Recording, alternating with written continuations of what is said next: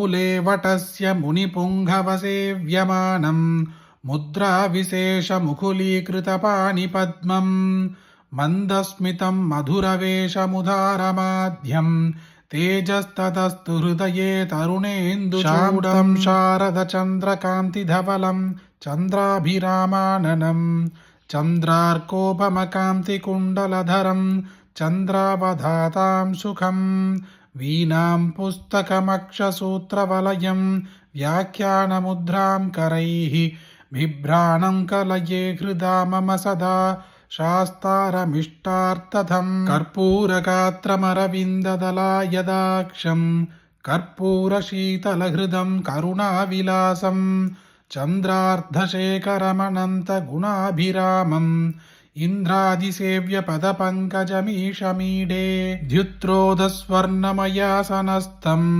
मुद्रोल्लसद्बाहुमुदारकायं सद्रोहिणीनाथकलावदंसं भद्रोत्थिं कञ्चन चिन्तयामः उद्यद्भास्करसन्निभं त्रिनयनं श्वेताङ्गरागप्रभं पालं मौञ्जिधरं प्रसन्नवदनं न्यक्रोधमूले स्थितं पिङ्गाक्षं मृगशापकस्थितिकरं सुब्रह्मसूत्राकृतिं भक्तानामभयप्रदं भयकरं श्रीदक्षिणामूर्तिकं श्रीकान्तद्रिहिणोपमन्युतपन स्कन्देन्द्रनन्द्यादयः प्राचीना गुरवोऽपि यस्य करुणा लेशात् कदा गौरवं तं सर्वादिगुरुं मनोज्ञवपुषं मन्दस्मितालङ्कृतं चिन्मुद्राकृतिमुग्धपाणिनलिनं चित्तं शिवं कुर्महे कपर्दिनं चन्द्रकलावदंसं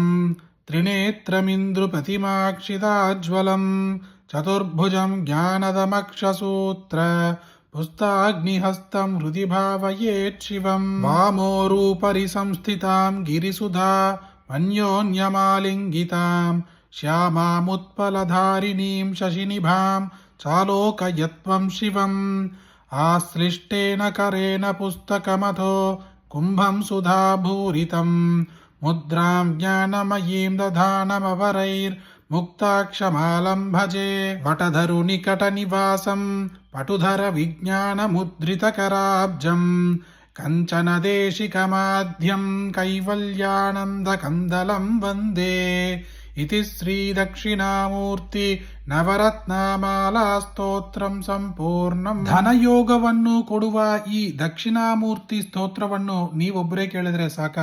ನಿಮಗೆ ಗೊತ್ತಿರೋ ಎಲ್ಲರಿಗೂ ಶೇರ್ ಮಾಡಿ, ಈ ವಿಡಿಯೋಗೆ ಲೈಕ್ ಮಾಡಿ. ಮತ್ತೊಂದು ವಿಡಿಯೋದಲ್ಲಿ ಸಿಗೋಣ.